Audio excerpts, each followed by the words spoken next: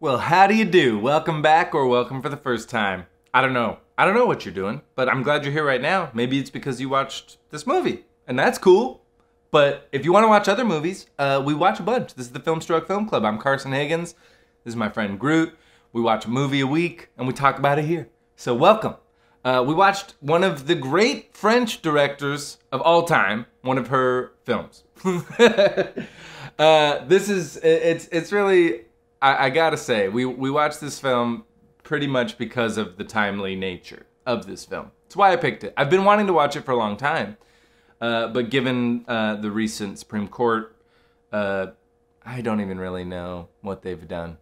I know that they did like a backroom vote that got leaked where they would overturn Roe v. Wade, and people are upset. As they should be, because this is bullshit. So we watched a movie kind of about this. It is, if you go on the Criterion channel right now, they're featuring it as well because everyone that knows this movie is aware that it's timely. But we watched Agnes Varda's 1977 film, One Sings, the Other Doesn't. We have watched an Agnes film in this club before. We watched her famous film, Cleo from 5 to 7, which if you haven't seen, is an absolute and utter masterpiece. It's incredible. It's just stupendous. If you're a French New Wave fan, or if you're trying to find things from that world to watch, it's a great place to start. Just throw on Cleo from 5 to 7. You don't need to mess around with Godard and Truffaut. You just hop in right there. But yeah, this film was something that had caught my eye a while back, and I've been wanting to watch it, and so it finally came up as an obvious pick, really. But One Sings, the Other Doesn't is about two friends, Pauline and Suzanne. I don't know if they meet in 1962 or if they're already friends. I kind of forget. Anyway, Suzanne is pregnant with her third child. Out of wedlock, she's been seeing this married photographer, artist guy. She loves him, but he can't get divorced. It's a long story. Anyway, she's having this third child, and she just can't support the child. So her friend, Pauline, gets some money together and helps her out to get an abortion. That's kind of like the baseline start of the film is that we're getting an abortion. And then for, I forget kind of the reasoning, but these two friends kind of split up for 10 years or so. Not for any like bad reason, they just kind of fall out with each other. And they reconnect at a rally for like women's movement and abortion rights. It was a real rally, I guess, that took place in 1972 that's being recreated in this film. I guess Agnes Varda was either there or had something to do with it. Anyway, Agnes by herself, just aside from this film, is a very politically involved person, one of the smartest women and just like most creative, wonderful people. I don't know. I'm in love with her. No offense, I love Jacques Demy too, but I would marry Agnes Varda, and that's fine. It's all good. Anyway, this film, you guys, really, really just struck me perfectly. Like, I loved the kind of yin and yang nature. These two women are very different, but they're very much, like, they have a very strong, loving friendship.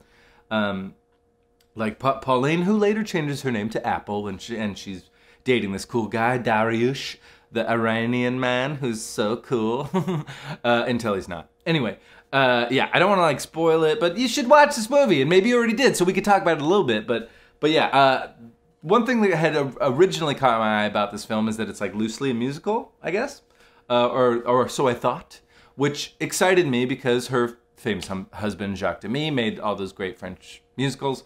Anyway, Agnes wrote the lyrics to the songs that appear in this film, which I thought was really cool. And the songs themselves are kind of like protest songs.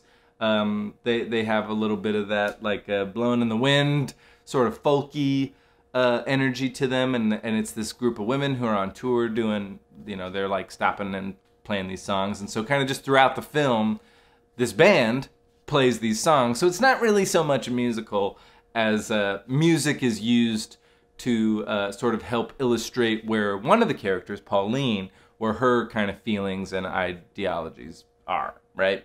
Because one sings, the other doesn't. So she tells her story like in song, and Suzanne doesn't really.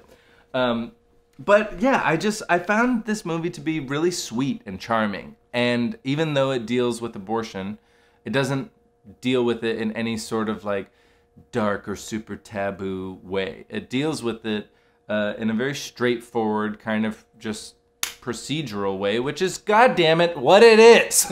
Like, if you make it so that it's hard to have safe, legal abortions, you're just gonna have a bad one. And of course, we illustrate that in this film. Kind of the difference between the two. Getting probed in a back alley and never being able to have a baby ever again, or, you know, having a proper abortion by a doctor in a fucking operating room. Anyway, yeah, this movie deals a lot with freedom of choice, deals a lot with women's liberation, deals a lot with women sticking together, standing up for each other. There's very few men in this film. The men that appear are not like bad dudes by any means. Jerome, who is the photographer guy who has given these 3 children to Suzanne, he does have sort of a sad thing that I won't spoil right here, towards the beginning of the film. And then when Pauline, Apple, when she gets with Dariush, he's really kind of a cool dude until we get to Iran, where he lives, and he becomes that, quote, traditional husband who wants dinner made and all this stuff. And so it does kind of weave back and forth. What I really dig is that, like, no one in the film is a caricature, 2-dimensional version of anything. Everybody is a full-fledged 3-dimensional human being, which I think really helps tell this story, because it doesn't give you any room to say, well, that's not real, because you pretty much know everyone in this film. Or at least I did. I felt like I knew a Suzanne, I know a Pauline, I know a, you know. So there's all that.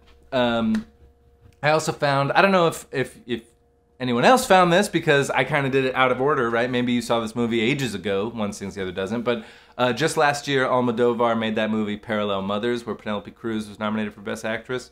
That film, and the way that it's structured, and sort of the way it tells its story, and the way it deals with motherhood, it really sort of, I kept thinking of that film while I was watching this. I was like, oh, I wonder if Almodovar watched or rewatched or loves this film, because they sort of spiritually share a connection.